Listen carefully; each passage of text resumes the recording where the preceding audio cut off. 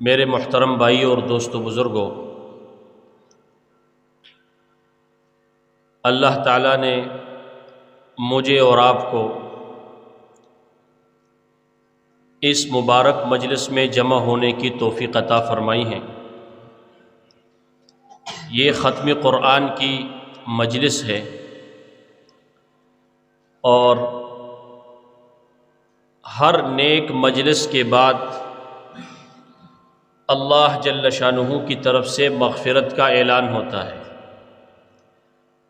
قوموا مغفورا لکم قد بدلت سیئاتکم بالحسنات، کہ جب مجلس کا اختتام ہوتا ہے اور آدمی مجلس سے اٹھ کر کھڑے ہو جاتے ہیں تو ایک فرشتہ اعلان کرتا ہے کہ تم اس حالت میں اٹھ جاؤ کہ اللہ نے تمہارے گناہوں کو نیکیوں سے بدل دیا۔ ایک آدمی 2 کروڑ گناہ لے کر ایسی مجلسوں میں آیا اور اس نے توجہ دھیان کے ساتھ وہ پوری مجلس میں شریک رہا۔ اب آخر میں جب یہ جائے گا تو اللہ جل شانہ اتنا کریم ہے، اپنے بندوں پر اتنا مہربان ہے کہ یہ آدمی 2 کروڑ گناہوں کے بجائے 2 کروڑ نیکیاں لے کر جائے گا۔ اللہ جل شانہ کی رحمت کی کوئی انتہا نہیں ہے۔ اللہ کو اپنے بندوں سے محبت ہے، اس لیے تو اس نے ہمیں نوازنے کے لیے حضرت محمد مصطفیٰ احمد مجتبیٰ صلی اللہ علیہ وسلم جیسا رسول عطا فرمایا۔ اس نے ہمیں نوازنے کے لیے اور اپنے خزانوں سے فائدہ اٹھانے کے لیے اللہ نے ہمیں رمضان المبارک کا مہینہ نصیب فرمایا، اور مزید اللہ نے ہمیں نوازنے کے لیے قرآن مجید عطا فرمایا۔ اور بڑے خوش قسمت ہے وہ لوگ کہ جن کو اللہ تعالیٰ اس کی توفیق عطا فرمائے کہ وہ قرآن مجید کو سنتے ہیں اور سناتے ہیں۔ قرآن مجید اللہ کا کلام ہے۔ اللہ تعالیٰ نے سورہ یاسین کو زمین اور آسمان کے پیدا ہونے سے 1000 برس پہلے پڑھا۔ جب اللہ تعالیٰ نے سورہ یاسین کی تلاوت فرمائی اور فرشتوں نے اس کو سنا تو فرشتوں نے یہ کہا کہ خوشحالی ہے اس امت کے لیے کہ جن پر یہ قرآن اتارا جائے گا، اور بڑے خوش قسمت ہیں وہ زبانیں جو اس کلام پاک کی تلاوت کرے گی، اور بڑے خوش قسمت ہیں وہ دل جو اس قرآن مجید کو اپنے سینے کے اندر لیں گے۔ اللہ کی کرم کی کوئی انتہا نہیں ہے۔ اللہ اپنے بندوں پر اتنا مہربان ہے، اتنا مہربان کہ جس کا کوئی انتہا نہیں ہے۔ ایک غزوے میں رسول پاک صلی اللہ علیہ وسلم کچھ قیدی لے کر آگے، کفار کی قیدی، اس میں مرد، عورتیں، بچے۔ ایک عورت سے اپنا بچہ گم ہو گیا۔ آپ صلی اللہ علیہ وسلم نے دیکھا کہ وہ عورت کبھی ادھر جا رہی کبھی ادھر جا رہی، بے چین ہے، اس کے اندر تڑپ ہے، وہ اپنے بچے کو تلاش کر رہی ہے۔ جب اس عورت کو اپنا بچہ ملا، اخذتہ فالزقتہ ببطنہا، اس عورت نے اپنے بچے کو اٹھایا اور اس کو سینے کے ساتھ لگایا، فارضعتہ، اور اس کو دودھ پلایا۔ رسول پاک صلی اللہ علیہ وسلم یہ سارا ماجرا دیکھ رہے ہیں۔ پھر آپ صحابہ کی طرف متوجہ ہوئے۔ آپ صلی اللہ علیہ وسلم نے صحابہ سے پوچھا، اترون هذه المرأة، اہی طارحۃ ولدہا فی النار، کیا تم اس عورت کو دیکھ رہے ہو؟ تمہارا کیا خیال ہے کہ یہ عورت اپنے اس بچے کو آگ میں ڈال دے گی؟ تو صحابہ نے عرض کیا اے اللہ کے رسول، لا واللہ، اللہ کی قسم ایسا نہیں ہو سکتا۔ ہم نے اس عورت کو دیکھا کہ یہ بڑی بے چین تھی، اس کو جب اپنا بچہ ملا، اپنے بچے کے ساتھ اتنی محبت کہ اپنے بچے کو سینے کے ساتھ لگایا، پھر اس کو دودھ پلایا، اس کو پیار کیا، یہ اپنے بچے کو کہاں آگ میں ڈال سکتی؟ اللہ کے پیارے رسول صلی اللہ علیہ وسلم نے ارشاد فرمایا کہ جتنے یہ عورت اپنے اس بچے سے محبت کرتی ہے، اور اس درجے کی محبت جو آپ لوگوں نے دیکھ لی، اللہ جل شانہ اس عورت سے کہیں زیادہ اپنے بندوں سے محبت کرتی ہے۔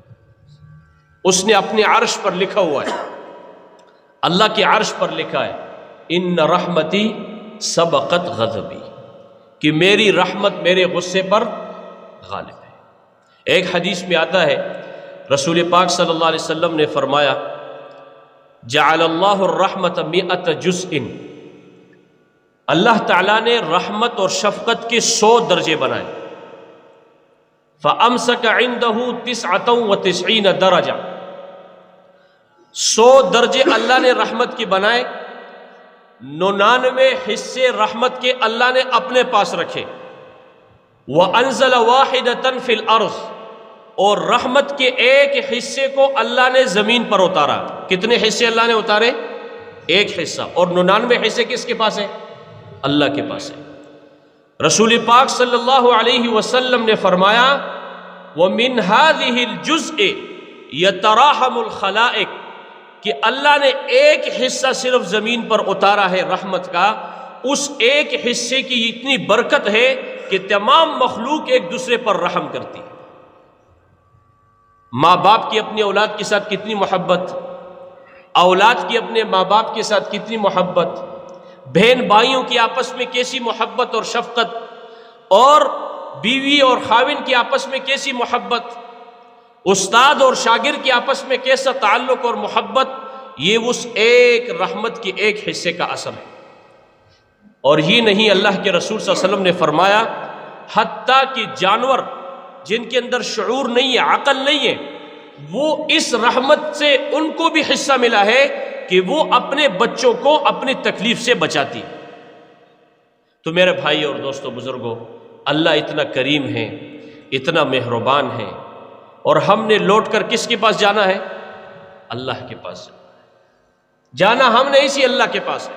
افحسبتم انما خلقناکم عبثا وانکم الینا لا ترجعون، تمہارا کیا گمان ہے ہمیں تمہیں بیکار پیدا کیا ہے، تم ہمارے پاس لوٹ کر نہیں آؤ گے؟ وَإِلَى اللَّهِ الْمَصِيرُ، اللہ کے پاس ہم سب نے جانا ہے۔ اس لیے میرے بھائی اور دوستو بزرگوں، اپنی زندگی سے آخرت کے لیے کمائی کر لے۔ ہم اللہ نے ہمیں یہ رمضان المبارک کا مہینہ نصیب فرمایا، اور اس کے چند دن باقی رہ گئے۔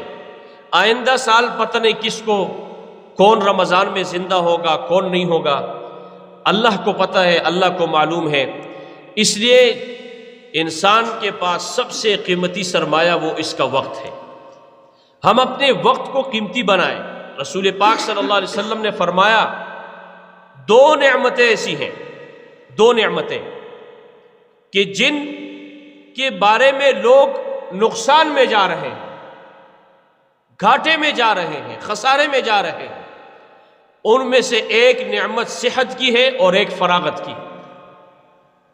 ایک نعمت اللہ نے صحت دی ہے، یہ اللہ نے اپنی عبادت کے لیے دی ہے کہ اس سے خوب اللہ کی عبادت کرو، اللہ کو راضی کرو اور اپنے آپ کو گناہوں سے بچاؤ۔ رمضان المبارک کے مہینے کا مقصد اور اس کا اصلی نتیجہ یہ ہے کہ آدمی کے اندر تقوی پیدا ہو جائے۔ کیا پیدا ہو جائے؟ تقوی، گناہوں سے بچنا۔ حضرت عمر رضی اللہ تعالی عنہ نے حضرت ابی ابن کعب رضی اللہ تعالی عنہ سے پوچھا کہ تقوی کس چیز کو کہتے ہیں؟ تقوی کس چیز کا نام ہے؟ حضرت ابی ابن کعب رضی اللہ تعالی عنہ نے عرض کیا، امیر المؤمنین، کیا آپ کا گزر کسی ایسے راستے پر ہوا ہے جو تنگ بھی ہو اور جھاڑی دار بھی ہو، دائیں بائیں کانٹے ہو؟ حضرت عمر رضی اللہ تعالی عنہ نے فرمایا کہ بارہا میں ایسے راستے سے گزرا ہوں۔ تو انہوں نے عرض کیا، امیر المؤمنین، پھر آپ کیسے گزرے؟ فرمایا، اپنے کپڑوں کو سمیٹ کر احتیاط کے ساتھ دائیں بائیں دیکھتے ہوئے میں اس راستے سے گزرا۔ فرمایا کہ تقوی یہی چیز ہے کہ آدمی دنیا کے اندر احتیاط کے ساتھ زندگی گزارے، غفلت کے ساتھ نہ گزارے، کیونکہ غفلت کی زندگی موت کے بعد اس پر افسوس ہوگا، پیشمانی ہوگی، اور انسان تمنا کرے گا، اے اللہ مجھے دنیا میں واپس بھیج دے، لیکن دنیا میں واپس آنا نہیں۔ اس لیے جو زندگی ہماری گزر گئی اس پر ہم توبہ استغفار کریں، اللہ پاک سے معافی مانگے، اور اپنی زندگی کا رخ صحیح کر لیں۔ دو کام ہم نے کرنے، دو کام۔ کتنے کام کرنے؟ دو کام کرنے۔ ایک، ہر نیکی کے کام میں اپنا حصہ ڈالنا، ہر نیکی کے کام میں آگے بڑھنا۔ سابقوا الی مغفرۃ من ربکم وجنۃ عرضھا کعرض السماء والارض۔ اللہ جل شانہ فرماتے ہیں کہ مسابقت کرو، آگے بڑھو، دوڑ لگاؤ اللہ کی مغفرت کی طرف اور اس جنت کی طرف کہ جس کی چوڑائی زمین اور آسمان ہے۔ اللہ جل شانہ نے ایک جگہ پر جنت کی نعمتیں بیان فرمائی کہ جنت کے اندر ایسی نعمتیں ہوں گی، ایسا شراب اور ایسی جنت کی نعمتیں۔ پھر اللہ جل شانہ فرماتے فَلْيَتَنَافَسِ الْمُتَنَافِسُونَ، کہ رغبت کرنے والوں کو ایسی چیزوں میں رغبت کرنے چاہیے۔ آج کل ہمارے مقابلے کیسے ہوتے ہیں؟ ہمارے مقابلے دنیا کے اعتبار سے ہیں، ہمارے مقابلے دنیا کی دوڑ میں ہیں، اور جو دنیا کی دوڑ میں مقابلے لگاتے ہیں ان کی ساری زندگی ضائع ہو جاتی ہے۔ کیوں؟ کہ ان مقابلوں میں چلتے چلتے موت آ جاتی ہے۔ آج تک کتنے لوگ دنیا سے چلے گئے ایسے مقابلے کرتے کرتے؟ بڑے بڑے فرعون، نمرود اور قارون اور شداد اور حامان، بڑے بڑے دعووں والے آئے اور ان کا نام و نشانی مٹ گیا۔ اس لیے مسلمان کی زندگی جو ہے یہ بڑی قیمتی ہے۔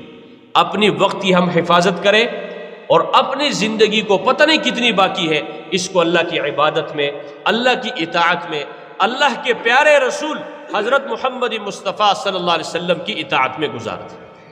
اپنے آپ کو گناہوں سے بچائے۔ ایک تو نیکیوں میں آگے بڑھنا، اور دوسری چیز یہ ہے ہمارے ذمے کہ اپنے آپ کو گناہوں سے بچانا، کیونکہ گناہ کرنا اللہ کے غضب اور قہر کو دعوت دینا ہے۔ جو آدمی کسی گناہ میں مبتلا ہوتا ہے، یہ آدمی خود اللہ کے غضب کو کیا کرتا ہے؟ یہ دعوت دیتا ہے۔ اور گناہ جو ہے نا، ہر قسم کی گناہ سے اپنے آپ کو بچانا۔ اللہ نے ہمیں یہ جسم دیا ہے، اس میں اللہ نے اعضاء بنائے ہیں، ان اعضاء کو، سارے اعضاء کو اللہ کی نافرمانیوں سے اور اللہ کی جو ہے نا حکم عدولیوں سے بچانا، اور اپنے اس جسم کو اللہ کی اطاعت میں، رسول پاک صلی اللہ علیہ وسلم کی اطاعت میں استعمال کرنا، تاکہ جو ہے نا موت ایسی حالت میں آئے جیسے ابھی عید آئے گی، اب عید پہ سارے لوگ خوش ہوں گے، لوگ نئے نئے ابھی سے جو ہے نا وہ شاپنگیں شروع ہو گئی ہیں، نئے نئے کپڑے خرید رہے، جوتے خرید رہے، سامان خرید رہے، کیوں جی؟ عید کی خوشی کے لیے۔ فرمایا جو آدمی زندگی گزارے گا رمضان کی طرح، جیسے ہم نے رمضان میں پابندیاں کی، مسجدوں کو بھرا، قرآن کی ختموں کی مجلسوں میں شریک ہوئے، اللہ کے دین کی باتیں سنی اور قرآن کی تلاوت کی، اللہ کا ذکر کیا اور اللہ کی دین کی طرف ہم نے رغبت کی، اپنے آپ کو آگے بڑھایا۔ فرمایا جو ساری زندگی ایسی گزارے گا کہ ساری زندگی ایمان کی، اعمال کی، اور جو ہے نا اس میں اپنے آپ کو آگے بڑھائے گا، زندگی رمضان کی طرح گزارے گا، تو اس کی موت اس کو اس حالت میں آئے گی جیسے عید کا چاند نظر آتا ہے۔ فرشتے آئیں گے، اس کو خوشخبریاں دیں گے۔ اس لیے میں بھی انشاءاللہ نیت کرتا ہوں، آپ سب بھی نیت کریں کہ آج تک جتنی ہماری زندگی گزر گئی غفلت میں، اس سے ہم توبہ کریں۔ ہمارے پاس توبہ، اللہ فرماتے ہیں یا عبادی الذین اسرفوا علی انفسہم لا تقنطوا من رحمت اللہ، اے میرے بندو جنہوں نے اپنے جانوں پر ظلم کیا ہے، اللہ کی رحمت سے نا امید نہ ہو جائے۔ اللہ فرماتے ہیں زمین اور آسمان کو گناہوں سے بھر دو، ایک دفعہ اللہ سے معافی مانگو، اے اللہ میری توبہ مجھے معاف کر دے، اللہ سارے گناہوں کو معاف کر دے۔ کریں گے انشاءاللہ توبہ، اور آئندہ جتنے دن باقی ہیں اس راتوں کو اٹھ کر عبادت میں لگانا، اللہ کے سامنے رونا۔ دیکھو آج کل یہ پوری دنیا مسلمان لوگوں کے سامنے ایک دوسرے کے سامنے رو رہے ہیں، غریب مسکین مالداروں کے سامنے رو رہے ہیں، سارے لوگ جو ہے نا وہ تذبذب کا شکار ہے، مصیبت اور حالات کا شکار ہے۔ کیوں؟ کہ ہم نے اللہ کے سامنے رونا چھوڑ دیا۔ کس کے سامنے رونا چھوڑ دیا؟ اس لیے ہمیں اللہ مخلوق کے سامنے رولا رہا ہے۔ تو آج کی بات یہ نیت کریں انشاءاللہ کہ رات کو اٹھ کر عبادت بھی کریں گے، اور کم سے کم روزانہ ہر مسلمان کو چاہیے کہ روزانہ کم سے کم 24 گھنٹوں میں سے آدھا گھنٹہ دعا میں لگائے۔ کس میں لگائے؟ دعا میں۔ اپنے لیے ہاتھ اٹھا کے اللہ سے، اپنے لیے، اپنے گھر والوں کے لیے، اور جو ہے نا اپنے رشتہ داروں کے لیے، اپنے ملک کے لیے، سارے مسلمانوں کے لیے دعائیں کریں۔ یہ دعا کرنے کا وقت ہے، اللہ کے سامنے عاجزی کرنے کا وقت ہے، اللہ کے سامنے گڑ گڑانے کا وقت ہے۔ اس میں ہم اپنا وقت گزارے ہیں۔ جب انشاءاللہ رمضان میں ان چیزوں کا ہم عزم کریں گے اور نیت کریں گے اور اس پر عمل کریں گے، اپنے آپ کو پابند کریں گے، اللہ جل شانہ سے پوری امید ہے کہ اللہ رمضان کے بعد بھی 11 مہینے اس پر ہمیں عمل کرنے کی توفیق عطا فرمائیں گے۔ وآخر دعوانا